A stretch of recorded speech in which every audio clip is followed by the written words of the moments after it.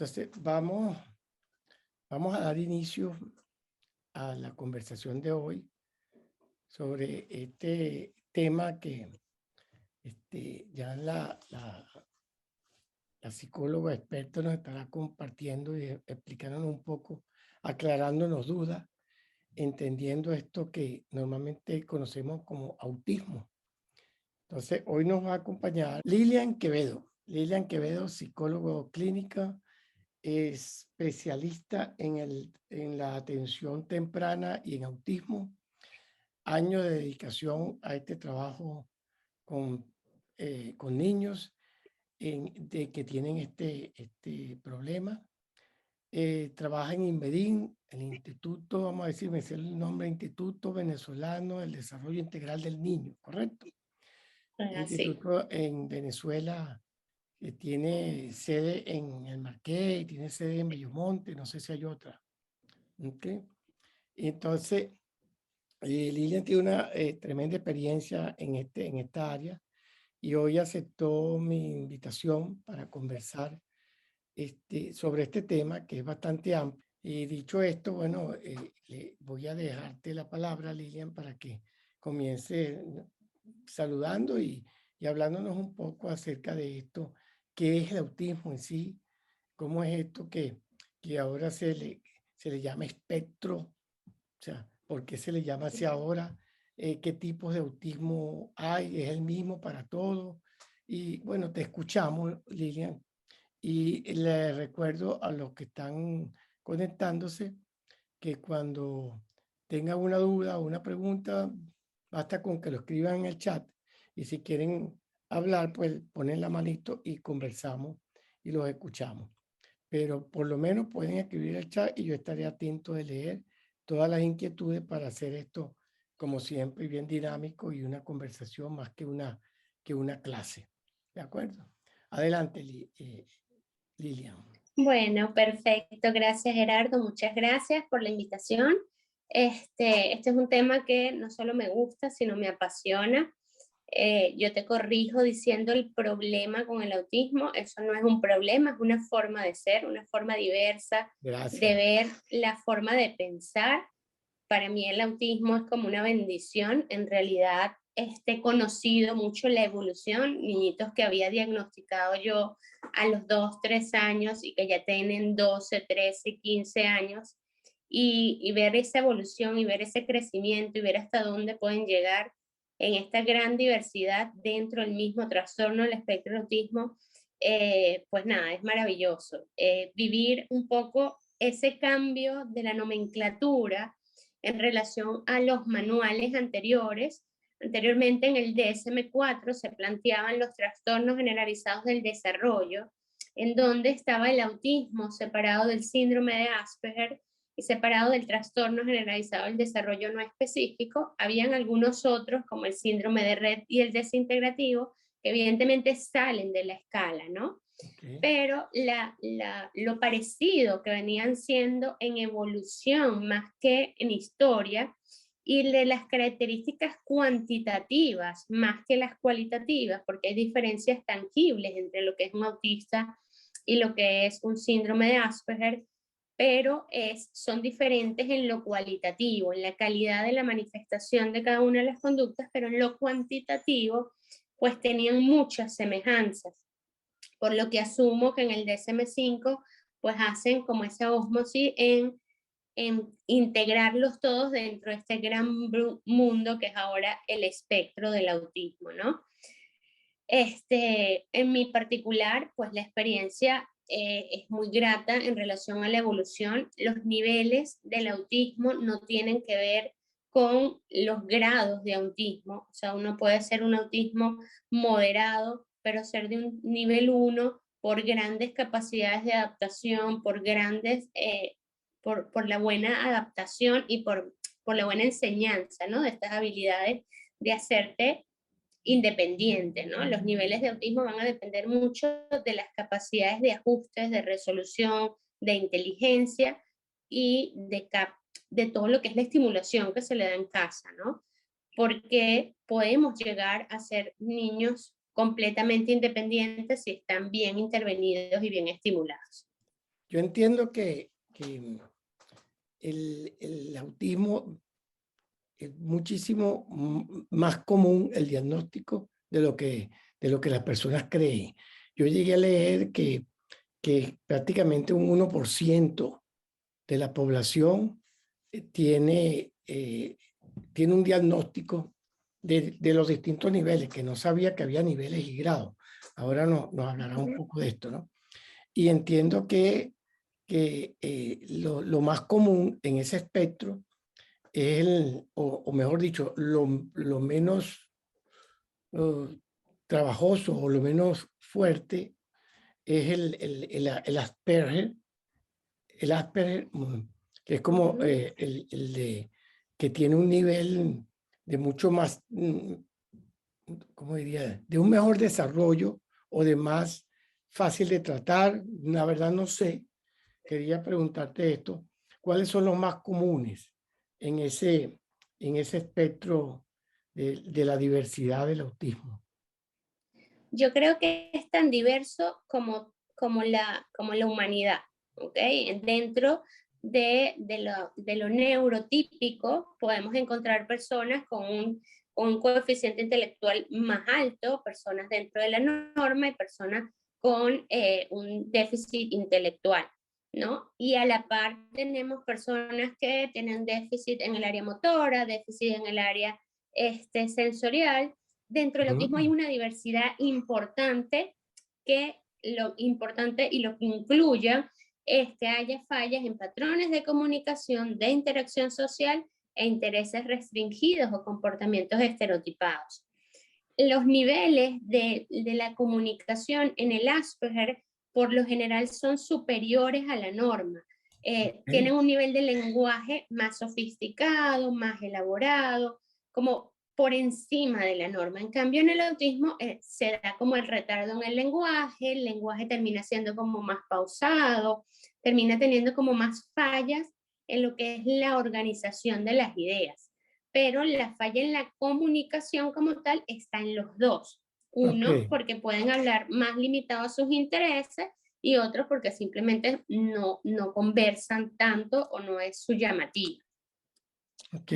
Sí, entonces las tres áreas fundamentales están centradas en donde hay que hacer el trabajo, o donde se nota la diferencia es en la interacción social, la comunicación y la flexibilidad o inflexibilidad en los comportamientos y razonamiento. ¿Es correcto?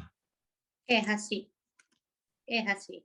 ¿Qué pasa? Que lo que antes llamábamos Asperger, que ahorita podemos hablar del trastorno del espectro autista de alto nivel de funcionamiento o de altas capacidades, los intereses restringidos son mucho más funcionales que los intereses restringidos de un chico con un autismo de más bajo nivel o con mayor gravedad, ¿sí?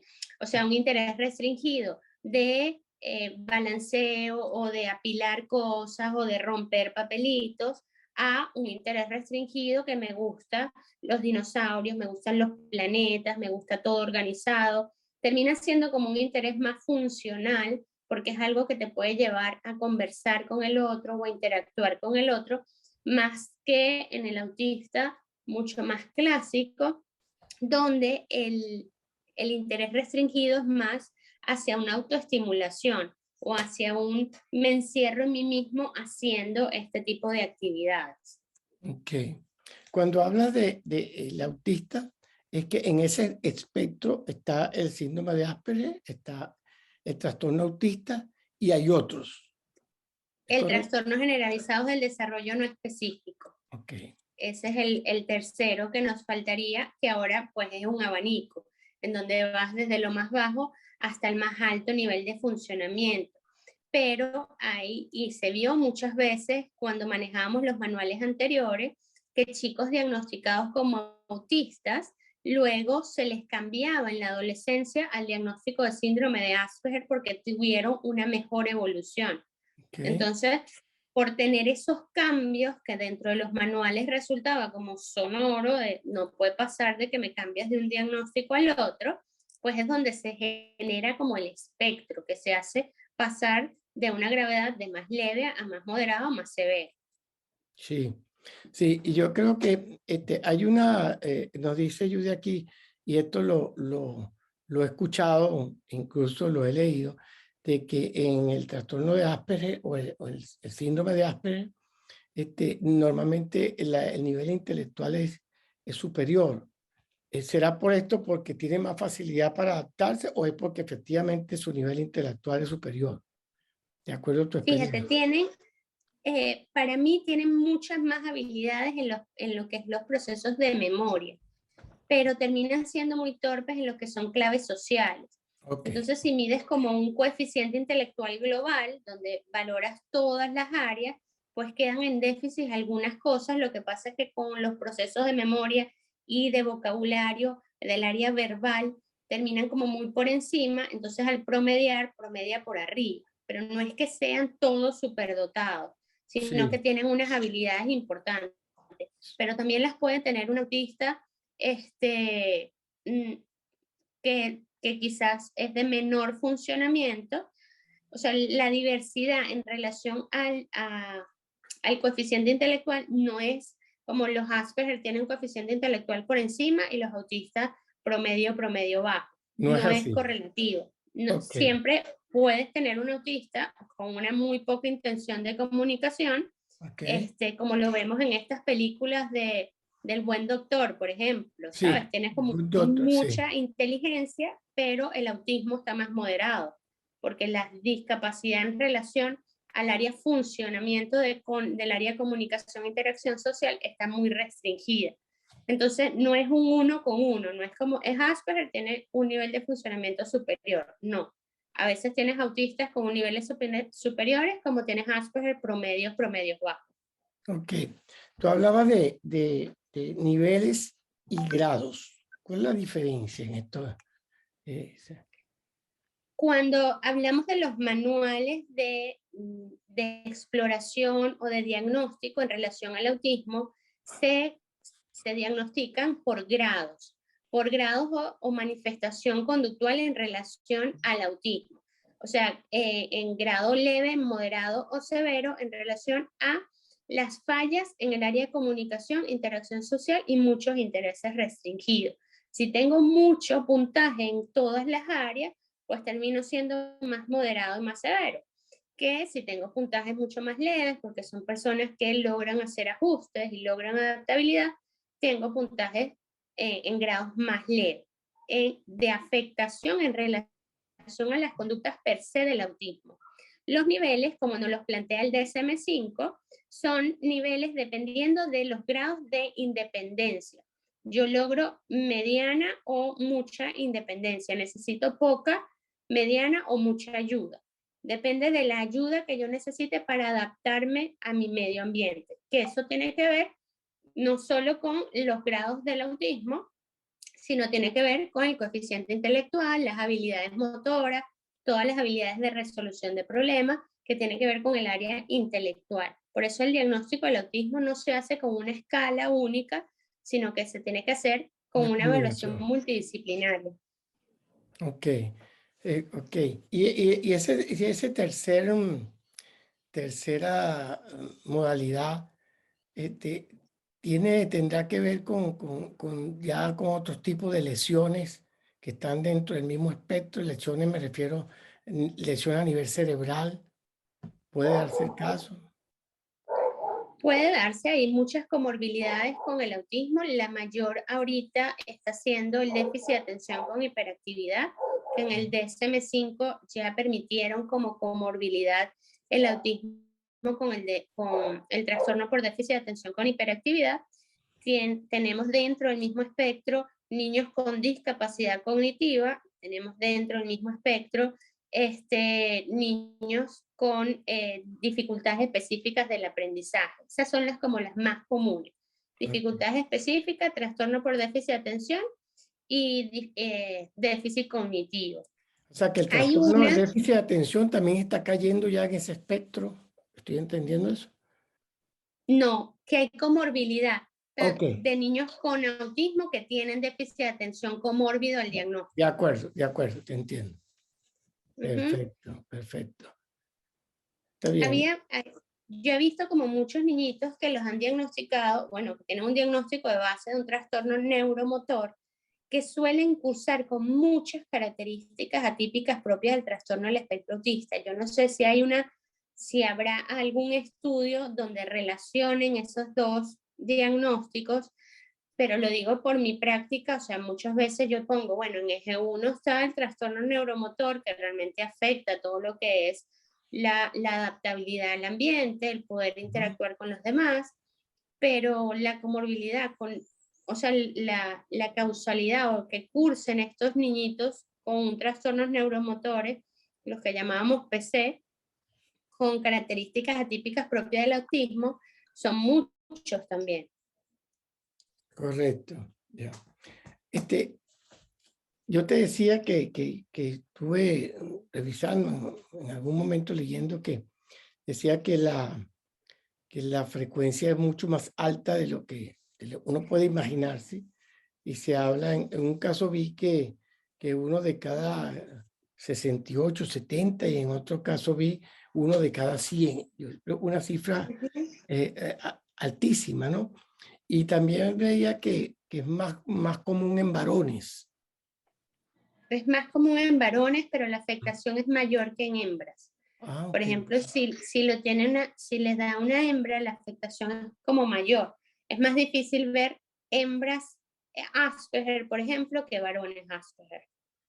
O sea, Ya. son menos comunes las hembras con buenas capacidades cognitivas en relación al autismo. Terminan siendo como más severos. No sé si forma parte de nuestras propias neurosis como mujeres, que las terminamos como excediendo un poquito, pero sí es lo que dicen las estadísticas. Yo la verdad es que he tenido muchos pacientes que son brillantes y son niñas. Ok, ok. Pero las estadísticas dicen eso, sí.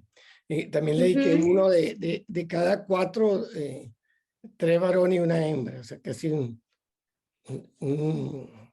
Sí, sí, antes uno de era de 2 cada... uno, pero ahora sí ya.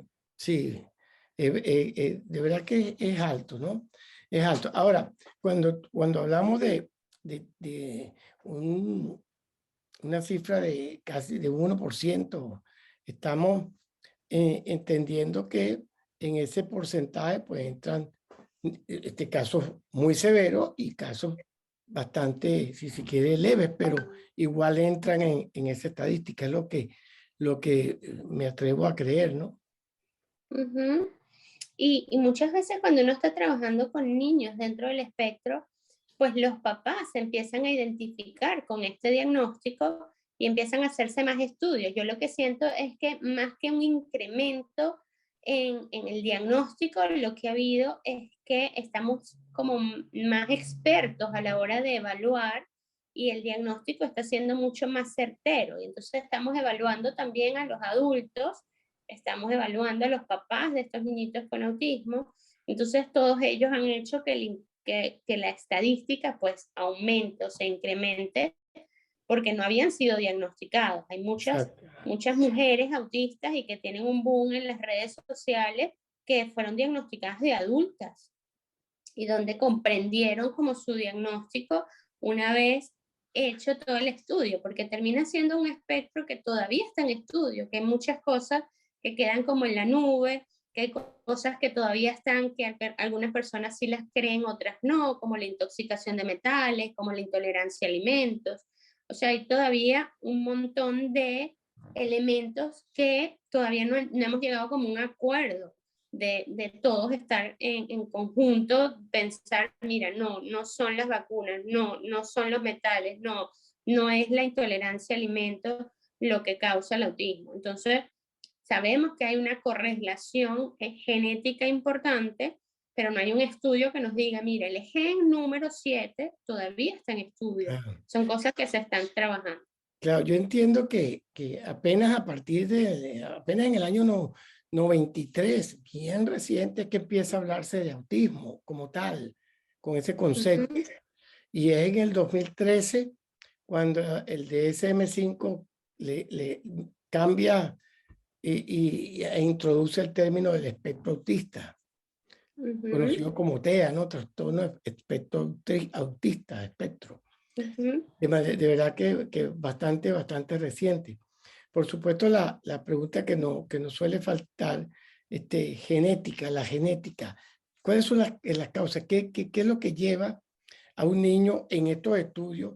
¿Qué es lo que se ha encontrado de las causas que llevan a un niño a desarrollar este síndrome o este trastorno, si se le quiere llamar? Fíjate, el trastorno del espectro autista, la mayor relevancia científica que hay es que hay un componente genético y se ha hecho por la repercusión que tienen entre un familiar y otro, ¿sí? Entre hermanos. La incidencia entre un hermano y otro es mayor del 70%. La correlación entre familiares es mayor a un 60%. O sea, los porcentajes de correlación genética en relación al diagnóstico está, pero no hemos encontrado, o no se ha encontrado, no yo, pues yo no lo estoy buscando, pero no se ha encontrado realmente cuál es el factor genético inmediato, pero se sabe que la relevancia está allí. Se han Sí. hecho muchas pruebas, pero todavía no hay nada que nos diga esta es la causa. Todavía no tenemos causa en relación al autismo. Ya. No, no existe, pues una determinada, esta es la causa. También leí una oportunidad que esto arranca, si se quiere, en la misma gestación, cuando ya se puede, ya faltan unos 2 o 3 meses para el parto, es donde arranca este proceso. ¿Cómo pueden Tal cual. precisar eso? Es difícil, ¿no? Pero que yo diga, oye, este niño tiene esto y arrancó cuando tenía 6 meses en la barriga de la mamá. ¿Cómo es esto? Fíjate, yo Mm. que atiendo bebés, yo trabajo en atención temprana desde bebés, y cuando haces un buen estudio de la historia clínica del autista, hay mamás que te reportan que, mira, mientras yo lo estaba lactando, no me miraba tanto, o la sonrisa social se tardó un poquito más, o se dejaba cargar por todo el mundo y no extrañaba a mamá. Habían como indicios de que ya algo venía mal o de que algo ya no venía siendo como lo común, ¿no? Pero realmente todos hacen las primeras alertas entre los 12 y los 18 meses. Hay unos que tienen un buen desarrollo o tienen un desarrollo típico hasta los 12, 18 meses, donde viene como una detención de lo que es el área del lenguaje o una involución en el área del lenguaje, por lo que se relacionó en aquel momento lo de las vacunas. Mira, le pusimos todo este boom de vacunas, entonces eso hizo que él dejara de hablar, dejara de sonreír o dejara de hacer. Que eso fue un estudio importante que hicieron en relación a las vacunas y el autismo, porque se dijo a amplias voces que era eso lo que ocasionaba el autismo, y pues se llegó a que no, y que había millones de niños diagnosticados sin diagnóstico y vacunados. Y Entonces, vacunado. pero la historia clínica te va indicando. Los de mejor nivel de funcionamiento, por lo general, las primeras alertas se dan más allá. Los que no tuvieron retardo en el lenguaje, entre los 4 y 5 años es donde empiezan a aparecer esas primeras alertas significativas, que ahí tienen que ver con lo comportamental. Porque, mira, no se integra al grupo, porque no tolera, no sigue las instrucciones, porque realmente hay una rigidez de pensamiento, entonces no sigue las instrucciones dadas por el maestro, porque intenta como imponer su propia norma, o intentan hacer las cosas como ellos consideran que es lo mejor, quizás, ¿no? Ya. Yo tenía como un ejemplo de un niñito que no sigue instrucciones, que no sigue instrucciones, y cuando veía era que la maestra lo estaba mandando a pintar un payaso y tenía que pintarle la nariz azul, y él no la va a pintar azul porque en su razonamiento la nariz es roja y él la iba a pintar como era roja. Entonces estaba como ese choque maestro-niño en relación a la parte conductual, y era por la rigidez de pensamiento o ese hacer las cosas de una forma literal. Sí. Sí, me imagino que por esto mismo que estás diciendo, dependiendo de la edad, hay síntomas que puede precisar desde muy temprano y hay otros como está diciendo, que ya se precisa un poquito más, con unos años más de avance. ¿Cuáles son los síntomas que normalmente predicen que hay un posible trastorno del espectro autista en un niño? ¿Cuáles son esos síntomas? ¿Qué es lo que vemos, lo que ve el papá, la mamá, la maestra o en el niño recién nacido? ¿Cuáles son los síntomas que precisas allí? El primero es el contacto visual, que es nuestro vínculo en relación a los otros. El escaso contacto visual o la poca intencionalidad de comunicación.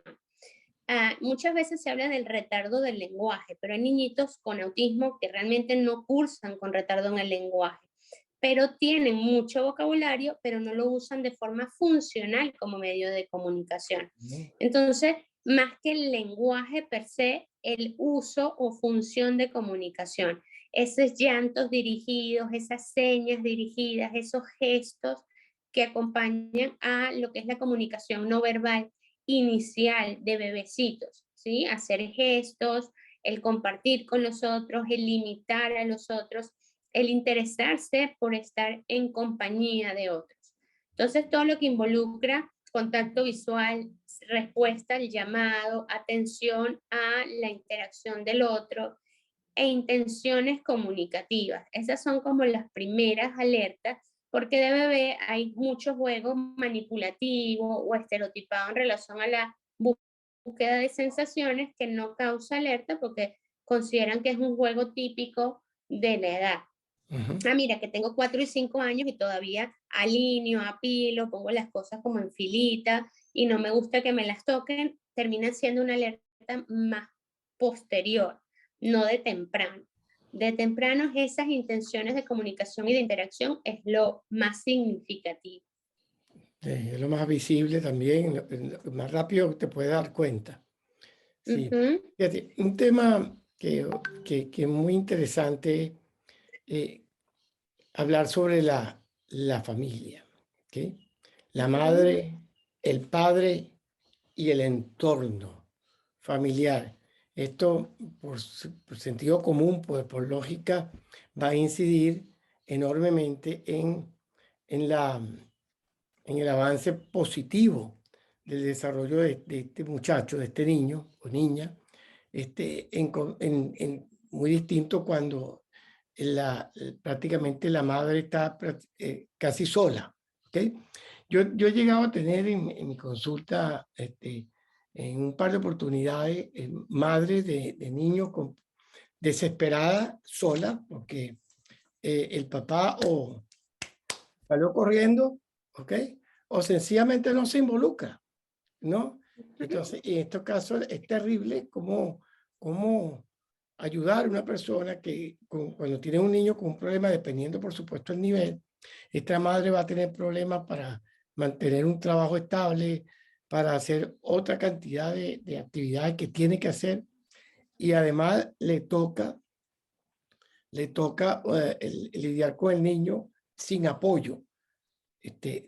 Cuando consigues estos casos, ¿cómo ayudas tú ¿Cómo ayudas a una mamá que está en esta situación, que llega a desesperar? Una vez una me dijo, yo a veces llegaba a odiar a mi hijo. Esto es terrible, pero es porque yo sé que el odio no está, sino es la desesperación de cómo me muevo, cómo manejo esta situación cuando el apoyo que tengo es casi nulo en el entorno. Lo importante es eso, buscar vínculos sociales de apoyo. ¿Cuáles son? Porque a veces cuando tenemos un problema encima y un problema, lo recalco que no es el niño el problema de que no tengo el tiempo para trabajar, manejar al niño, educarlo, llevarlo a terapia. O sea, el problema de organizarme, tengo que tener vínculos sociales con los cuales me puedo anclar, que muchas veces las mamis tan desesperadas pues no lo logran ni visualizar, pero a lo mejor tienen una vecina que está ahí al tanto, que tienen una prima que quiere venirse del interior a Caracas a ayudarla. Y entonces nosotros, pues la manera en que tenemos que abrirle la oportunidad de que ella pueda ver quiénes son esa gente que te rodea, quiénes te apoyan económica, emocionalmente. Entonces, mira, me apoya que me lo puede cuidar un día, que lo puedo llevar a las terapias a esta persona y esta persona puede entrenarse en el adecuado manejo. Mira que necesito un tutor, por ejemplo. Pero entonces es como gestionarles, porque quizás allí el problema no es el niño, sino toda la situación que Claro, involucra claro. del cambio que tengo que hacer. Sí, sí, definitivamente. Hay muchas cosas que se dicen y algunas veces pueden ser muy ciertas, otras no. Lo dice Judy, que se dice que el color azul representa el autismo. Dice que porque es color del mar, a veces está calmado, a veces tormentoso. ¿Qué de cierto hay en esto? Son cuentos de Eso cariño. se hacía en el principio, eso se utilizaba en principio, ahorita lo cambiaron como un símbolo del infinito, de multicolor, porque antes se utilizaba que era la piecita de rompecabezas de color Ok, azul, y era para identificar que había algo que no encajaba y que la mayoría eran varones, ¿no? Que la mayoría eran niños, y ok, por eso se cambió a azul. Pero luego este boom que les comento de las mujeres autistas hizo un cambio, como un, epa, ¿y nosotras dónde estamos ahí? Y entonces han venido cambiando un poco ese color azul a multicolor, pero venía de por ahí, ¿no? De solo que la mayoría era varones, por eso se utilizaba el color azul. sí. Aquí nos comenta que nos pregunta si puede haber Asperger o autismo en desarrollo, desarrollarse en adultos. Yo por lo que tú estás comentando, pues la parece que sí, pues entonces no solamente que se diagnostica tarde o que puede ser pequeño, pero la persona continúa con su proceso de por vida, ¿es así? Es así, te lo terminas diagnosticando tarde porque son de buenas capacidades y lo terminas diagnosticando cuando emergen otras cosas en la rutina, otras cosas en el día a día que les hace como ¡pum!, explotar un poco. Hay dos diagnósticos que son significativos en adolescentes y adultos, que es los motivos de consulta en esas edades, y son patrones o signos de ansiedad y depresión Ok, ante los cambios en la rutina. Mira, yo venía en mi colegio desde preescolar hasta quinto año de bachillerato y era estupendo, brillante, tenía mis amigos, pero me sacaron de ese mundo y me metieron en la universidad y es como, ¡ah! ¿Cómo voy a hacer nuevos amigos? ¿Cómo voy a hacer nuevos enlaces? ¿Cómo es la rutina en la universidad? Y ¡pum! Ahí hacen como crisis ansiosas o crisis depresivas y terminamos diagnosticando síndromes de Asperger o trastornos del espectro autista de altas capacidades que, bueno, que venían como bien pasando desapercibidos porque tenían una rutina estable, un grupo de amistades estables de toda la vida y una forma de ser que pues venía siendo ajustada en el día a día. Eso ha bueno, pasado muchísimo. sí. De manera que sí, pues los adultos igual tienen este proceso. Es cierto que los autistas le tienen miedo a algún color específico, como el amarillo, por ejemplo, o es relativo. No, eso pasó, eso fue una película, la de Mi nombre es Khan, si no me equivoco, Ok. o Yo soy Khan, una película hindú, India. donde representaban un chico con autismo y le tenía como mucha fobia al color amarillo, y luego pasaron otra en Netflix donde también tenía esa relevancia, pero no es una característica intencional. A lo mejor fue causalidad o lo Sí, quisieron entender así, pero no es una característica propia del autismo el temor. Puede haber una hipersensibilidad a colores, ¿sí? Si tengo unas fallas de integración sensorial, que no lo tienen todos los autistas, pero hay autistas que tienen mucha intolerancia a ciertos sonidos, a ciertas texturas, pues también hay unos que tienen algún tipo de fotofobia, ¿no? Cuando hay cosas como muy brillantes, pues me aturden un poco si hay alteraciones en el área sensorial, pero no hay una relevancia, mira, todos los autistas tienen miedo al amarillo. sí. No, eso no pasa. Sí, Yo, adelante. bueno, mi pregunta es, bueno, yo tengo un niño de 9 años con diagnosticado ¿Me escuchan? Sí, Es sí, que se perfecto. oye mal. Y lo que mi pregunta era, bueno, ellos se están haciendo un recuento, no sé si viene más adelante o algo así. Mi duda ahorita, nosotros estamos en un proceso ahorita de, la duda era en relación a cuánto es que, con qué frecuencia se tienen que hacer esos periodos de reevaluación en los niños. Porque, por ejemplo, a mi niño, o sea, Adrián, tenemos mucho tiempo que no le hacemos una reevaluación, entonces no sabemos en qué, o sea, ahorita estamos en todo ese proceso, pero queremos saber que nos, de acuerdo a la experiencia de la psicóloga, si ahí, por ejemplo, donde ella trabaja, están haciendo ese proceso de reevaluación y cuánto tiempo hay que hacerlo, cada que, la frecuencia, pues, me refiero. Ok, gracias. Sí, sí se entendió, Lilian. Sí, sí. Ok, Fíjate, gracias, los Adrián. tiempos de reevaluación, a ver, los tiempos de reevaluación van a depender del para qué necesito yo la reevaluación, ¿ok? La reevaluación la utilizamos para ver los cambios y los progresos cuando estamos en procesos terapéuticos.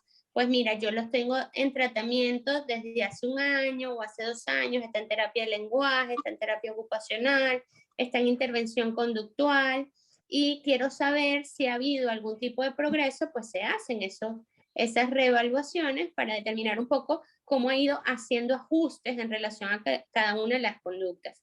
Yo no lo sugiero más allá de una vez al año. Y cuando yo aplico el ADOS, que es una escala estandarizada para el diagnóstico del autismo, esta escala a mí me gusta aplicarla si voy a pasar un nivel superior. Quiere decir que si yo pasé un módulo 1 porque el niño tenía un lenguaje muy pobre, tenía muy poco uso de las palabras, yo voy a esperar que él tenga un uso de frases, que ya pueda comunicarse un poco más para pasar un módulo posterior. Y así realmente tener un pre y un post, ¿no? O tener también la planificación terapéutica de dónde está la falla actualmente, dónde está el déficit específico para poderlo seguir trabajando. Si tiene mucho tiempo de que no lo han evaluado, Adrián, lo bueno sería reevaluar para replantearse los objetivos terapéuticos. Correcto. Esa es la idea, muchas gracias, esa es la idea. Ahorita, claro, como todos los niños que han pasado durante casi 2 años de pandemia, Adrián siempre había sido tratado con terapias y con sus chequeos médicos, todo esto hasta que llegó la pandemia. Obviamente todo eso fue suspendido y ahorita estamos tratando de retomar eso, pero sí teníamos la duda de que si teníamos que empezar así casi que desde cero, porque como él ha estado en pausa, en terapias y todo esto, y hemos estado nada más con unas actividades diarias, es claro, es como que empezar desde cero otra vez a hacer la evaluación y a qué nivel está, ¿no? Esa era mi duda, pues. Sería como una evaluación inicial, pues. No lo veas como empezar desde cero, porque imagínate que te hagan un examen en la universidad para ver cómo te estás aprendiendo las cosas, no es que vas a empezar desde cero tu aprendizaje, es ver un poco la ganancia que has tenido. Y evidentemente esta pandemia nos ha llevado a que los chicos tengan una estimulación en déficit, por mucho que queramos hacer en la casa, pues las rutinas tienden a no ser tan estables como en el colegio, tenemos que los cambios emocionales, de interacción social, han venido como mucho en quebranto, ¿no? Porque, bueno, no tengo maneras en que pueda socializar o pueda practicar esos patrones de socialización y comunicación que les han venido enseñando. Pero no lo veas como un empezar desde cero, porque no es así. Es como un paso posterior a, mira, ¿y ahora qué sigue? Ahora sigue esto porque ya vengo a una preadolescencia, a una adolescencia que ahí vamos, tenemos que ir con todo por eso. Perfecto. Gracias, Mariam. Mira, un elemento que yo considero muy importante, tú lo decías al principio, y eso lo indica pues todos estos, los expertos en esta materia, que mientras más rápido se hace el diagnóstico, mientras más rápido se identifica que hay un trastorno de este tipo, la efectividad del tratamiento y el trabajo con el niño va a ser mucho más efectivo. Ahora, yo trabajé un tiempo, Lilian, con niños con déficit de atención y con hiperactividad, con neurofeedback. No sé si conocen neurofeedback, Ujú. Y una de las cosas que yo conseguía con frecuencia era la negación de la mamá. Me llevan el niño a la consulta porque en el colegio dijeron esto, pero mi niño está bien, ¿no? Entonces yo le hacía una evaluación al niño y después hablaba con la mamá y resulta que yo empecé a hablar del niño y yo le decía, usted me está hablando del mismo niño que estuvo aquí conmigo, porque ese es otro, ¿ok?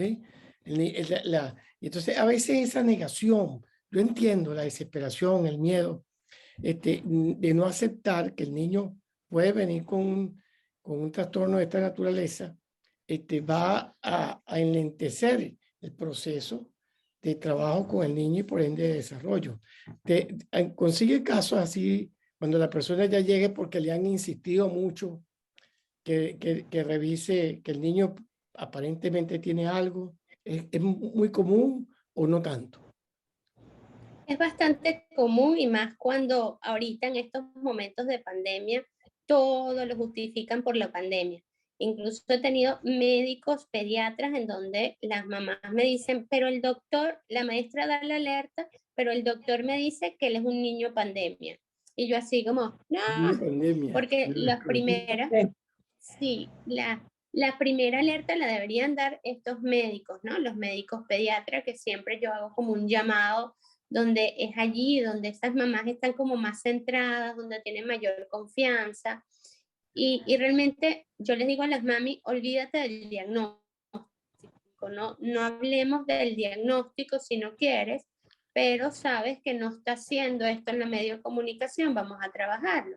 No está haciendo esto en interacción social, vamos a trabajarlo. Vamos a trabajar las características y no un diagnóstico. No vamos a centrarnos como en un diagnóstico per se, vamos a centrarnos en lo que es la atención.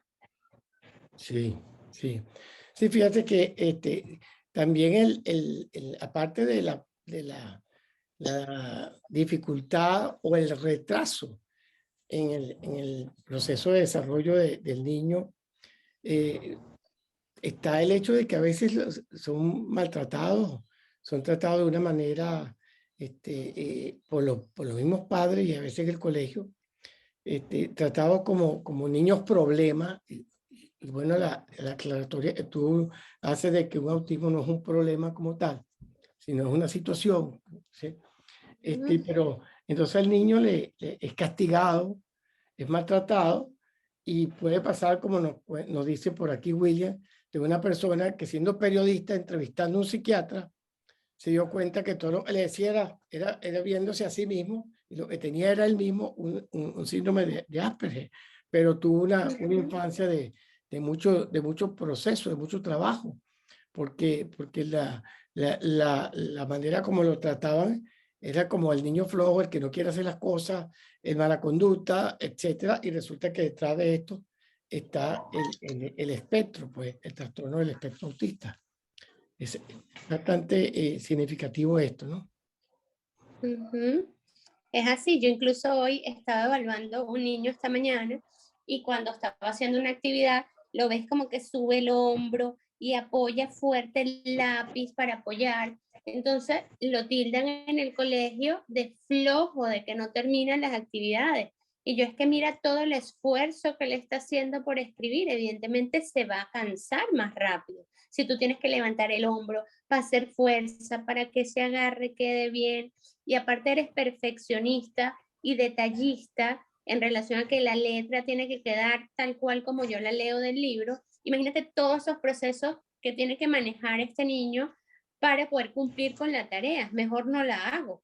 Ya me van a regañar si me esfuerzo, me van a regañar si no la hago, pues no la hago de una vez. ¿Me Claro. explico? Entonces terminan no haciendo y cediendo las actividades, cediendo a las actividades porque les cuesta un poco más, porque necesitan hacerlo perfecto, porque son detallistas y son perfeccionistas y necesitan que la letra caiga o se lea tal cual ellos la han visto en otros ambientes. Y esa no es la realidad. O sea, un niño cuando está empezando a escribir, no escribe perfecto. Entonces, esa incongruencia entre lo que ellos hacen y lo que ven, pues ellos les genera mucha ansiedad.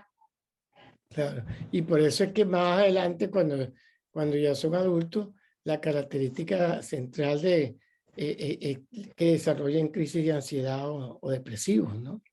Precisamente como con esa frustración de no poder hacer las cosas como normalmente se piensa que deberían ser. ¿Cómo Claro, terminan entendiendo. Sí, Terminan entendiéndose a ellos como el niño problema del salón. exacto, y se lo creen, pues, ¿no? Se lo creen, porque además se lo vienen diciendo, tú eres un problema, y el niño te dice, yo soy problema. Así como con el mismo niño con problema de atención, yo le decía, ¿qué haces tú aquí? ¿Por qué estás aquí? Un niño de 7, 8 años, 7, 8, 9 años máximo. Bueno, es que yo tengo déficit de atención. Que se pone esa etiqueta tan buena. Entonces, es hasta divertido cuando tú empiezas a preguntarle al niño, explícame, ¿qué es tener un déficit de atención? Pues yo no entiendo eso, primera vez que lo oigo. Entonces el niño me da toda la explicación, no es que yo me pierdo, yo me distraigo, todo lo que escuche, pues. Entonces yo le preguntaba, por ejemplo, un niño me decía esto o sea, que cuando tú estás jugando con un juego de computadora, un video game, siempre pierdes, ¿verdad? No. ¿Y por qué no pierdes? Si tú se supone que tú tienes déficit de atención, no deberías tener. Bueno, no, pero ahí no.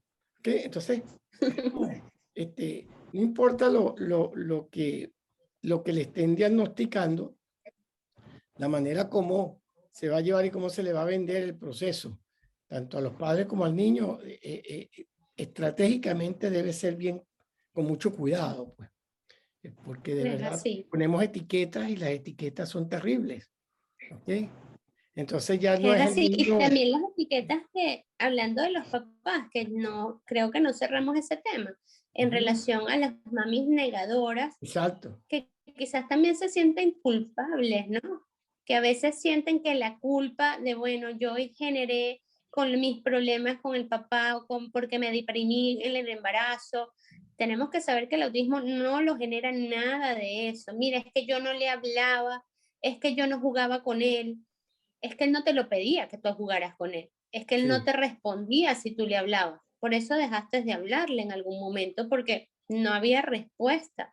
Y quizás eso hace de que tú no te incites a hacerlo más, ¿no?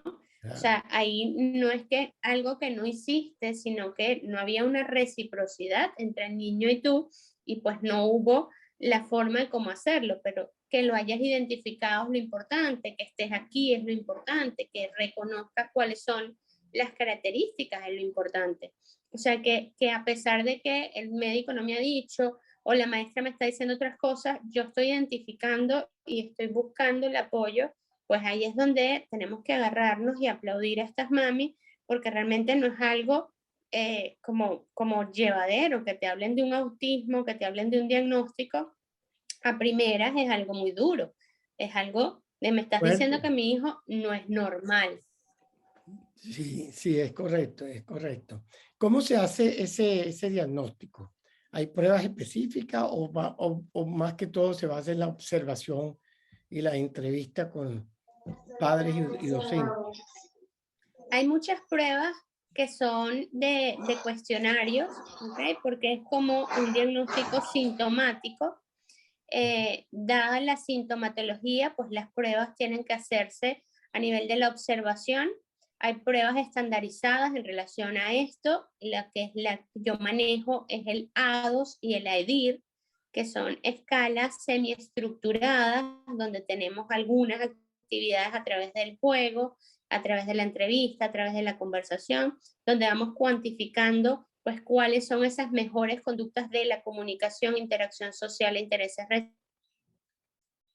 restringidos, pero hay muchas otras como el chat, el CARS, hay muchas que son como cuestionarios en donde uno va arrojando o donde uno va dando la información.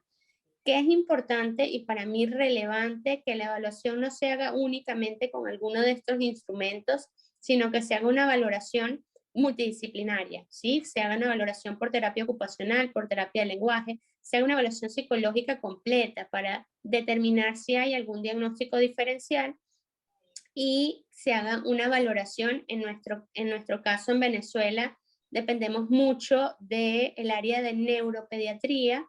En otros países se utiliza la figura del psiquiatra como pilar dentro del diagnóstico. Aquí yo tengo muchos pacientes, adolescentes y adultos, que tienen citas con el psiquiatra por esta misma comorbilidad con la ansiedad y la depresión. O sea, llega un momento en donde tenemos que hacer como el trance de neuropediatría a psiquiatría, siguiendo con un eje médico de lo que es el manejo. Claro. Y de igual manera, yo imagino que usted hace el trabajo con los niños, pero también le toca hacer el trabajo con los padres, o con la madre, o con la persona que esté más involucrada en el proceso. Y muchas veces también les tocará remitirlos a que hagan por su parte un trabajo psicoterapéutico, porque el proceso se las trae, ¿no? Pues la persona tiene que estar emocionalmente bien estable para poder dar el mejor apoyo al niño. ¿Es correcto? Es lo que me dice Es así. la lógica, ¿verdad? Es lo que te va a llevar a la adaptabilidad, lo que hablábamos en un principio de los niveles.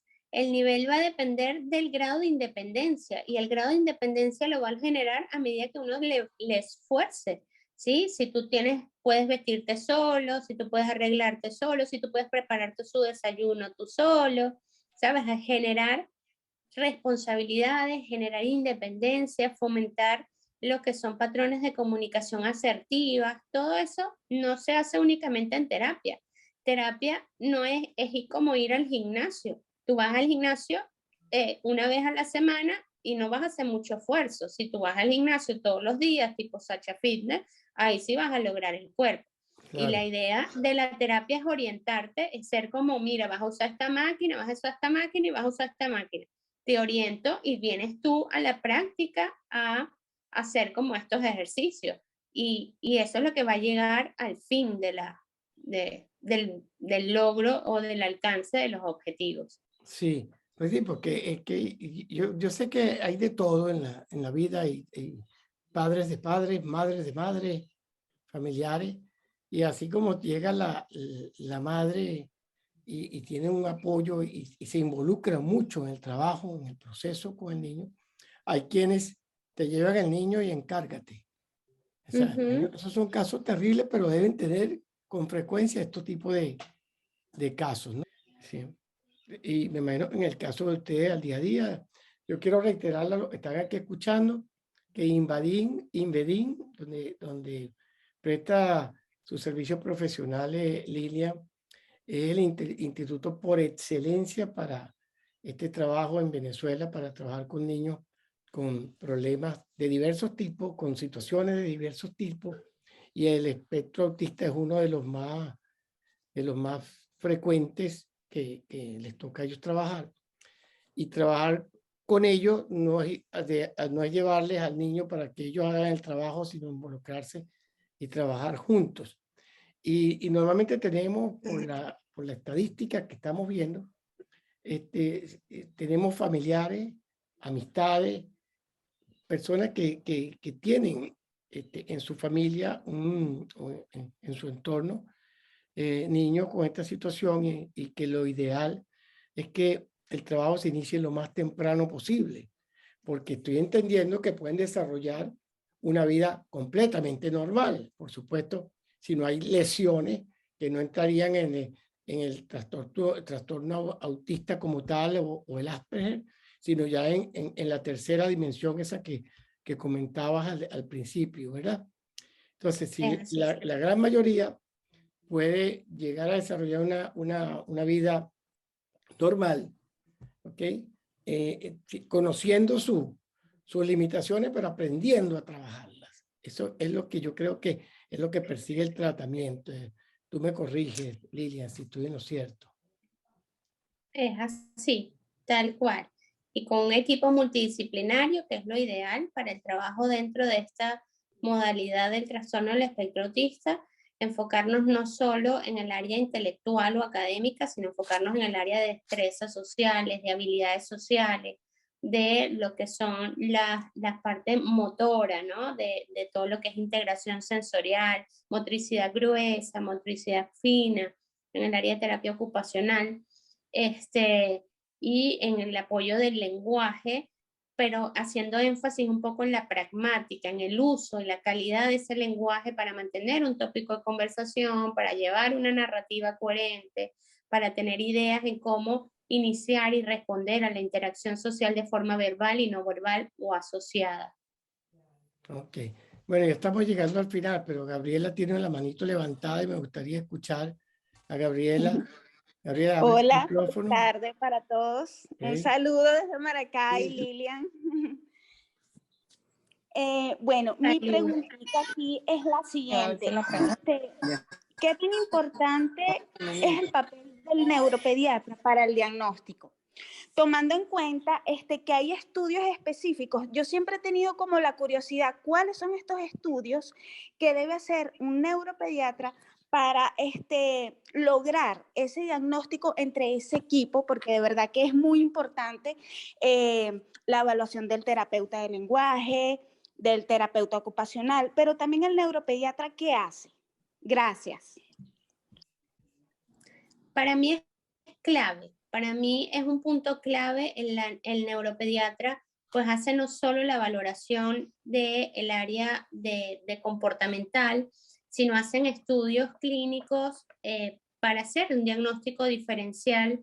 Se ha hablado también de la relevancia o el incremento del autismo y lo que son las epilepsias, y los que tienen que tener el eje fundamental para ese trabajo son los neuropediatras. La verdad es que la evaluación termina siendo muy parecida a la de nosotros, es muy observacional. Tienen a veces estudios adicionales como el electrocefalograma y resonancia magnética, donde en el autista no hay una relevancia real que nos vaya a salir, mira, va a salir en la resonancia esto y entonces eso es de autista. O va a salir en el electrocefalograma esto y eso es de autista. No, pero hacen un estudio de que no haya otro problema adicional.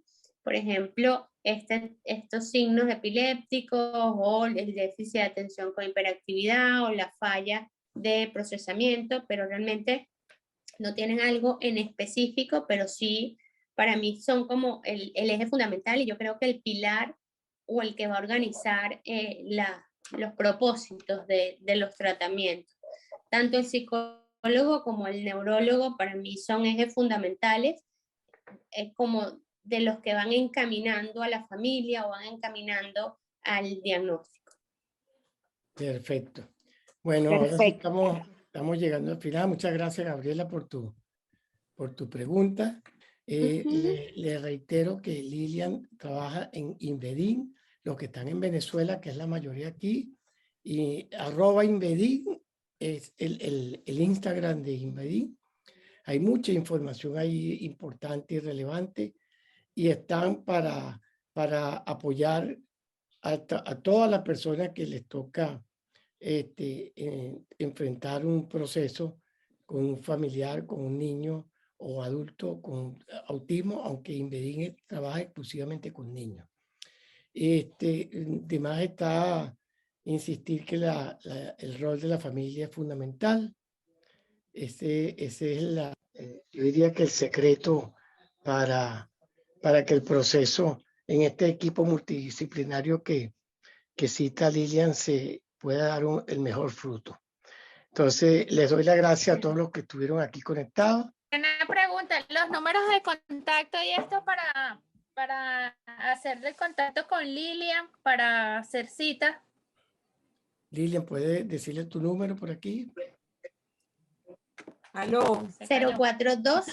Aló. Anote, No sé, 0412. Lilian. 557. Sí. Sí. 0412-557-1942. 1942.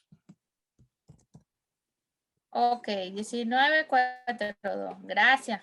Lilian Quevedo. Me van a hacer cita, doctora, yo. Sí. Está anotadito allí. Chévere. Ok, gracias. Con gusto. Ahora sí, Lilian, Ahí están te los dejo, números. te dejo Bueno, o sea, un placer de haber conversado con Gracias. ustedes. Un placer de haber conversado con ustedes. Quedo a su orden. Encantada de estar por aquí, de compartir, como romper un poco estas barreras de la distancia que tenemos ahora con este país, pero nada, estamos aquí para ayudarles, para acompañarles, para cubrir como todas las dudas. Todavía hay muchísimas dudas en relación al trastorno del espectro autista, pues las seguimos estudiando y avalando, ¿ok? Perfecto. Bueno, Lilian, me queda Saludos a agradecerte todos. enormemente Muchas gracias por todo. por haber aceptado esta invitación. Muy Gracias. agradecido y seguiremos en contacto y ya nos comunicaremos para planificar otras actividades. Un abrazo desde la distancia para todos y Gracias. siempre estar aquí pendiente de esta Gracias a ustedes. Gracias por todo. Excelente.